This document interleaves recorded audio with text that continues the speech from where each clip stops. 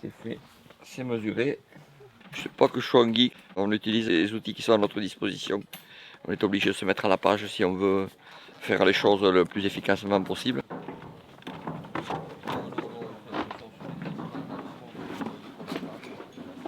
Il faudra qu'on aille chercher des mousses aussi.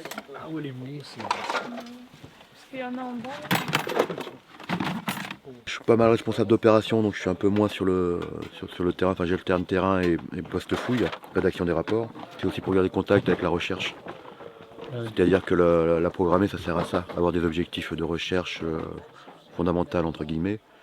Et ils s'arrêtent sur des niveaux qui nous paraissent anecdotiques en préventif parce qu'on n'a pas le temps, mais qui sont des niveaux préparatoires aux objectifs qu'on se fixe dans le préventif. Donc c'est bien d'avoir toutes les étapes. Et les étapes, on les a en programmé. On ne les a pas forcément sur le préventif. 38-52, on va continuer. Moi je pense qu'à partir de le purger complètement, non? Ouais, il faut commencer à purger ça ici. Quand j'ai commencé moi il y a 30 ans, les gens venaient de partout, quoi. Il n'y avait pas forcément de diplôme en archéologie à l'époque, donc les gens venaient par intérêt.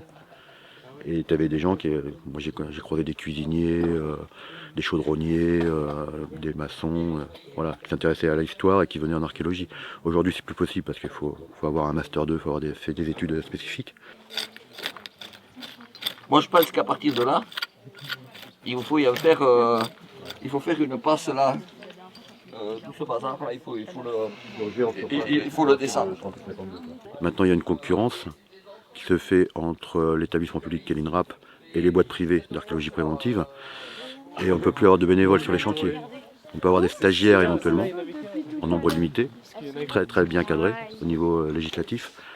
Mais les bénévoles, on ne peut plus en avoir, parce que c'est considéré comme du travail au noir. Et donc concurrence déloyale, puisqu'il n'y a pas d'argent pour les rémunérer, enfin voilà. C'est tout un cycle qui a été dévié depuis 2003 et le vote de la loi de l'ouverture à la concurrence de la fouille préventive.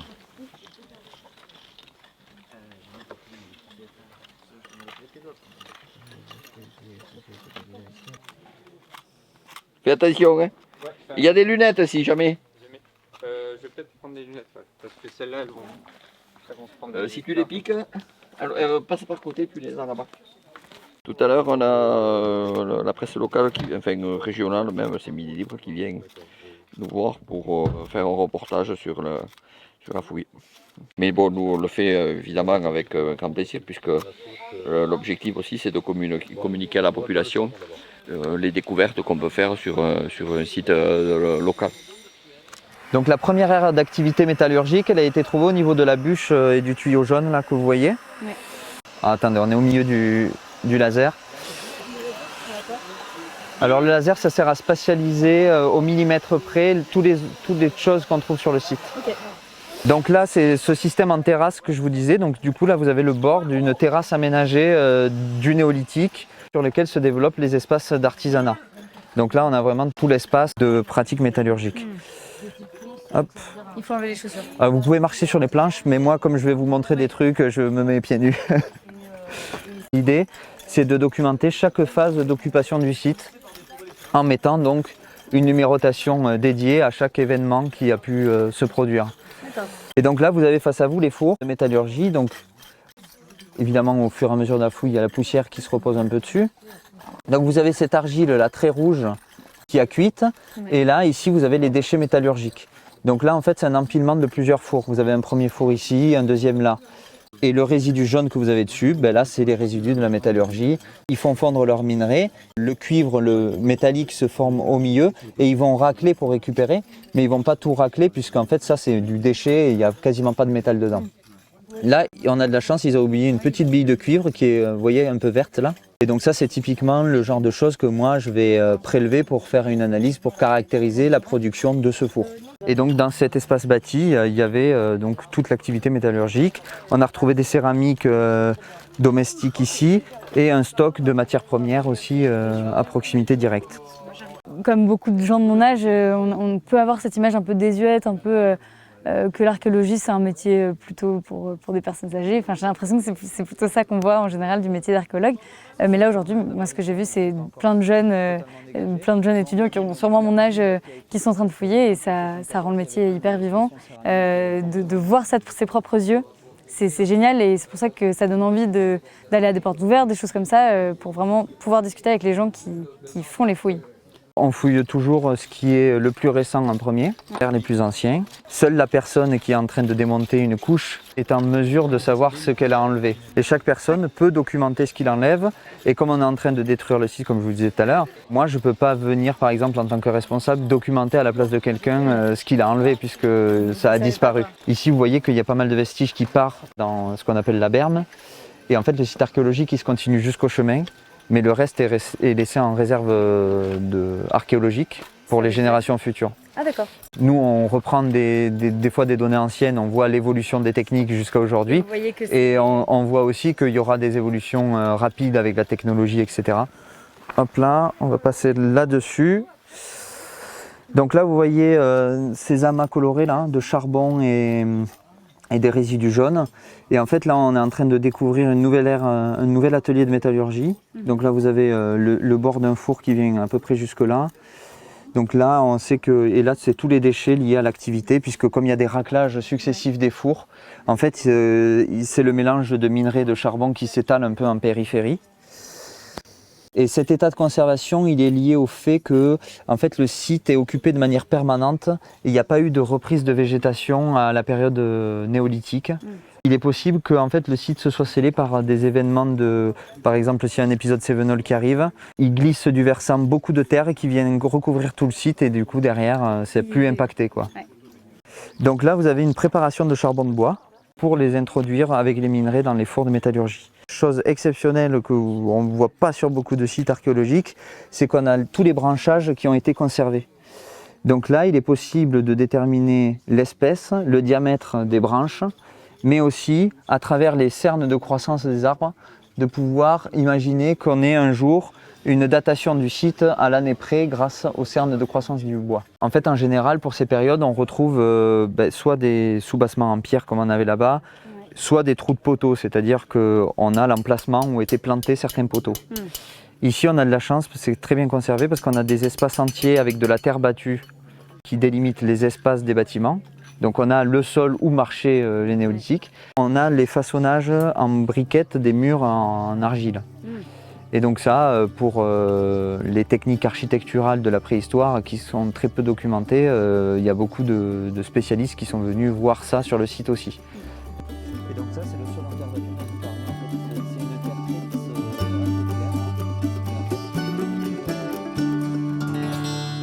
lisse. Je suis docteur en archéologie spécialisé sur la métallurgie du cuivre et les métallurgies anciennes, donc des périodes comprises entre 3000 et 800 avant Jésus-Christ. Et donc tu as écrit ta thèse sur ce sujet-là. Qu'est-ce que tu as fait exactement ? Alors moi, mon sujet de thèse, c'était de faire une synthèse sur la France et sur l'ouest de l'Europe, des différents types de matériaux métalliques qui circulent en France, sur le Massif central et le Massif armoricain, donc entre moins 3000 et moins 800, à travers les analyses chimiques notamment. Et donc là, ce site-là, tu travailles depuis quand depuis... Michel m'a contacté en 2017 quand ils ont trouvé les premiers rejets de métallurgie. Et du coup, je suis intervenu dès 2018, d'abord comme bénévole parce que le site avait éveillé ma curiosité. Et puis après comme collaborateur depuis 2019. Et pourquoi tu as été intéressé par ce métier ? Qu'est-ce qui t'intéresse dans ce que tu fais ? Bon, moi je suis aveyronnais, donc déjà valoriser le patrimoine du territoire où j'ai grandi, ça m'intéressait. J'ai un père ébéniste qui restaurait des meubles d'art. Donc rapidement, avec mes parents m'ont vite intéressé à l'histoire. J'aime bien les relations entre homme et environnement et la période néolithique, c'est une période qui m'intéresse particulièrement parce que c'est un basculement essentiel dans les communautés puisqu'on passe de chasseurs-cueilleurs à agriculteurs. Donc c'est comment l'environnement a été adapté à une culture sédentaire qui me passionne à titre personnel, quoi. Et à chaque fois, c'est quoi ta réaction quand tu vois ce genre de site ? Qu'est-ce que tu attends de ce genre de fouilles ?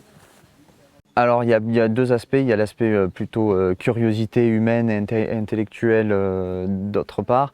La curiosité humaine, c'est là par exemple si on sort une céramique, c'est un peu l'émerveillement de retrouver un objet abandonné il y a de ça 5000 ans. Et puis après, dans le cadre plus professionnel, ça va être toutes les problématiques et comment ce site va s'insérer dans un espace plus global à l'échelle de l'histoire européenne. Parce que mine de rien, en fait, là, on a des échanges, comme je vous le disais, qui va jusqu'à la Suisse. Donc ça veut dire qu'il y a des communautés qui communiquent entre elles à des périodes où on ne le suppose pas trop. En moins de 1800, on imagine mal déjà des relations diplomatiques, des réseaux de commerce. Mais du coup, c'est ça qui m'intéresse, moi, d'un point de vue des problématiques archéologiques. C'est replacer ce territoire dans un espace plus grand.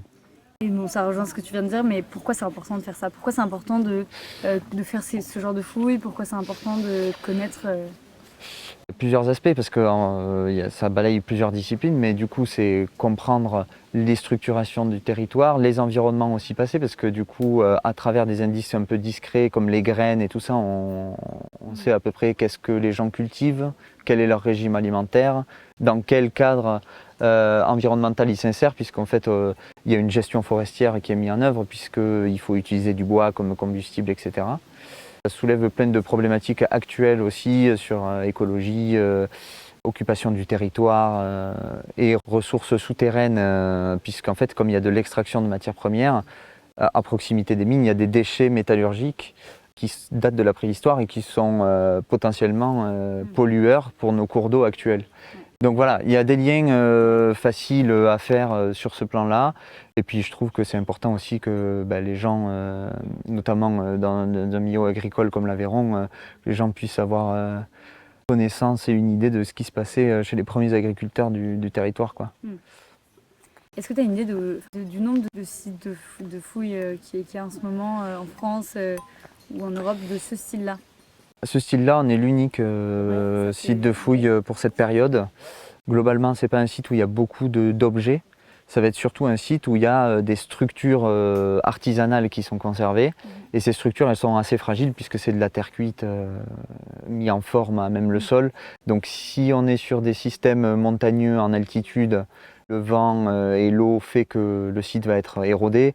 Et si on est sous des couverts forestiers, les racines des végétaux vont exploser les structures. Donc là, on a la chance d'avoir un site hyper bien conservé. Et c'est d'autant plus que c'est pas facile à trouver, puisqu'il n'y en a pas non plus dans toutes les régions. Il faut savoir que les minéralisations de cuivre et de plomb, elles s'insèrent sur les massifs montagneux. S'il n'y a pas la découverte de la statue menhir, et ça Michel vous en parlera mieux que moi, mais s'il n'y a pas la découverte de ces statues, il n'y a pas de fouille ici, quoi. Quand la statue est découverte, oui, on m'appelle pour d'abord authentifier la statue parce que à ce moment-là, on ne sait pas si la statue est une vraie statue. Donc je viens là. Moi, à la base, ce que je cherche, c'est qu'est-ce qu'il pourrait y avoir autour de la statue, puisqu'on les connaît hors contexte. Donc est-ce qu'on aurait un contexte archéologique avec des dépôts, là où elle était en place, des choses comme ça. Et en faisant des sondages autour de la statue et puis un petit peu plus loin, je m'aperçois qu'il y a un site archéologique. C'est comme ça que commence l'histoire du planète. Comment ça a été accueilli par le village Ça a été très très bien accueilli. Déjà, c'est un agriculteur qui vient défricher cette parcelle qui était en cours de revenir en forêt. Il voulait y faire des pommes de terre, donc il vient défricher, il laboure et découvre la stèle. Et il avait une culture archéologique, il reconnaît les gravures. Donc c'est comme ça qu'il avertit les services de l'État qui me demandent de venir vérifier. Le propriétaire du terrain, c'est une dame qui a accueilli très favorablement le fait qu'on demande une autorisation de fouille. Et les gens du pays, c'est la même chose. Nous, notre objectif à la fouille, c'est un objectif scientifique de connaître ces populations, leurs activités, leurs techniques. Mais aussi, on a une mission, entre guillemets, de partager au grand public. Il faut que les gens de la région approprient ce patrimoine. C'est quand même vraiment exceptionnel ici. C'est normal que nous, on le restitue auprès de la population. Et pourquoi ça c'est important? J'ai posé la même question tout à l'heure, mais pourquoi c'est important de le transmettre? Alors, il y a deux choses. C'est le transmettre pour le connaître. En le transmettant, il arrive que, comme cette personne pour la statue menhir qui avait été intéressée par ce qu'elle avait vu dans un musée de statue menhir, on reconnaît, quand on a vu des choses comme ça, il y a des gens qui viennent nous appeler en nous disant j'ai trouvé quelque chose qui pourrait ressembler à ce qu'il y a là, et donc signaler de nouveaux sites. Et puis en général, quand on les connaît, ça a aussi une action de préservation. Ça évite que les gens détruisent des choses par ignorance. Donc le fait de les connaître va aussi avoir une action de protection. Le fait que ce soit aussi bien expliqué, que vraiment on ait un historique, ça incarne et ça Ça contextualise le fait qu'il y ait des dessins, qu'il y ait une graphiste bénévole qui ait travaillé avec le projet. Ça permet vraiment de déjà se mettre à la place des gens qui étaient là et de mieux comprendre sa propre histoire, de comprendre d'où on vient. J'ai bien aimé aussi l'aspect écologique qui a été rapidement cité, mais sur le fait que certaines pratiques qui étaient faites à la préhistoire, au néolithique, ont encore aujourd'hui, pendant 5000 ans, ont eu un impact. Et ça, de l'expliquer en discutant avec les archéologues, ça permet de comprendre que ce qu'on fait aujourd'hui, ça peut avoir un impact aussi. Aujourd'hui, l'histoire était vraiment très bien racontée. Ce site, moi, ça m'a donné du coup une première approche d'un site archéologique exceptionnel en France, donc c'est une chance d'avoir découvert ça.